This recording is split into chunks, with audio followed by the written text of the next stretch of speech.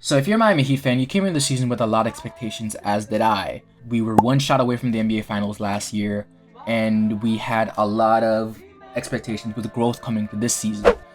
We didn't make a lot of moves in free agency, so we expect a lot of internal growth instead of externally getting any growth.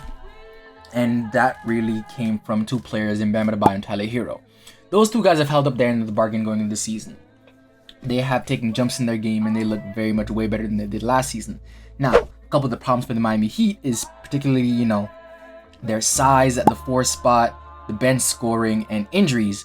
But one guy that really has not let that bother him at all this season and has come out and given us all he had every single game is Bam Adebayo. Bam Adebayo is a completely different player than you saw last season.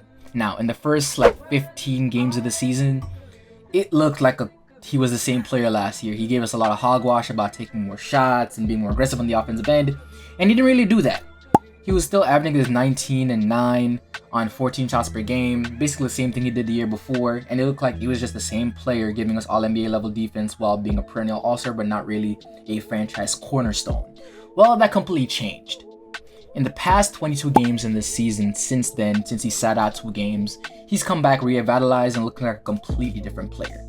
24 points per game, 10.5 rebounds, 3 assists, all NBA level defense, 17 shots per game on 55% shooting. The man is a completely different player than what you've ever seen him before. A money mid-range jumper, the 5th best paint scorer in the NBA, and again, the all NBA level defense. Bam has revitalized his game to a whole nother level. Now, and that's also helped the Miami Heat in the sense that since he's been doing this, the Miami Heat have also been 14-8 in that span of time, which is the 5th best record, which showing a very slow start to the season has not hampered them. But there's still a lot of problems with this roster, but there was problems with the last year roster too. I'm not trying to be an optimistic Heat fan. I know that there's very glaring issues, but I just like to say that it's not as bad as people want to make it out to be. But back to Bam Adebayo. He has been an absolute revelation for this squad this season. Some absolute great numbers. And overall, on the season, he's having a career high 22 points per game, 10 rebounds, 3.2 assists. And right now, he is probably the best defender or the best defensive big in this game. I know a lot of people may want to put, Rudy Gobert or Brook Lopez up there. But when it comes to switchability, protecting the paint, and wreaking havoc in every single action a team tries to go at, Bam Adebayo is second to none.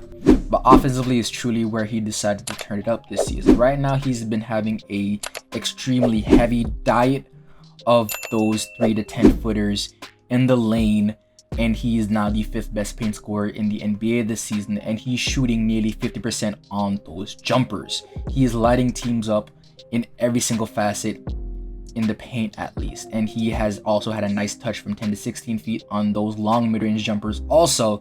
So I think you can understand the fact that this year he's just a lot more versatile on the offensive end than you expected him to be. Now, I know that people have some expectations of him shooting 3s this season, but I think him deciding to dominate the paint the way he does is the perfect way to actually attack this. In the pick and roll, he's been amazing with Tyler Hero. Give some love to Tyler too. His playmaking has been insane, which is why I think he should play the point guard position. If you want to see me talk about that a little bit more in depth, you can check out this video I did before yesterday on the Miami Heat, but that's neither here nor there. But in the pick and roll, he's been amazing as a passer and as a drop guy that can get those dump off passes and easily hit that floater in the lane, or he always makes himself available for putbacks and drop off passes. This video is brought to you by Underdog Fantasy. Now, Underdog Fantasy is the best place to win big playing player props. You can win from 3 times your money to 20 times your money with a wager as small as $1. They have player props for every single game. All you have to do is pick your players and click higher and lower on either stat whenever you think they're going to do that given night, and you make your wager and click submit. It's as easy as that. You can also click on the insurance so that if you pick 5 players, you can still win some money even if you miss out on 2 people or 2 certain stats, because we all make mistakes here. So if you are interested in playing player props, please use code FLB on sign up to have $100 up to $100 matched on your first deposit. And thank you to Underdog Fantasy for sponsoring this video. And then you add in the insane athleticism to catch some of these alley-oops. And right now you have probably one of the most physically imposing bigs we have in the game right now. And he's only 6'9", or 6'10", and he's dominating at the spot the way he is. So right now, Bam Adebayo, I think, is probably the third best big in this game, obviously behind Joel Embiid and Nikola Jokic. I don't know if I'm going to throw Anthony Davis as a power forward or a center in there, but when it comes to availability, that's not Anthony Davis's name. So you know what, for just now, yeah, I'm gonna put Bam in that third spot. He's probably the best defending big in this game right now. Not even probably, he's the best switch big, and he's probably the best defensive big in this game. And this consistent aggressive way of playing offense has really helped this team in a lot of ways, because it gives this team a crutch that they can lean on, because we've been injured to all hell this season and Jimmy's consistently in and out of the lineup. So at least you have somebody that you know is going to constantly be there when you need him and ready to suit up every single night. He's outside Kyle Lowry, he's suited up for the most games for the Heat this season, and he has been steady and consistent in every single one of those games. Not to mention the other parts of his game. He is a point center. He's a very good playmaker, can bring the ball up, has a nice handle. He's quicker than a lot of bigs, so when you get him going downhill into the paint, a lot of them can't handle him. He either ends up at the free throw line or with an easy layup. He's the reason why Max Strus and Duncan Robinson even have a job. He's a large part of the reason why Tyler Hero is as good as he is, because he's one of the best screen setters and one of the best rollers in the NBA. So he gives defenses a lot to worry about, which allows Tyler to get some easy shots.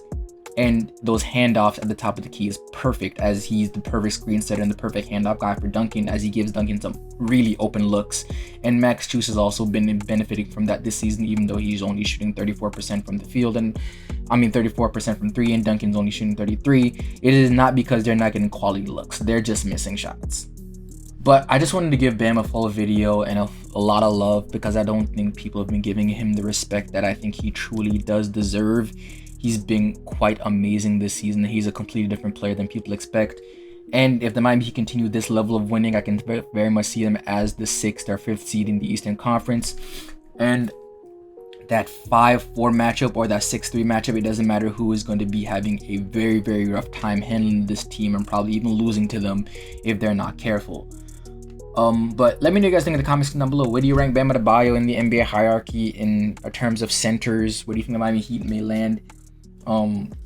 That being said, this FLB, that's my time, and I'm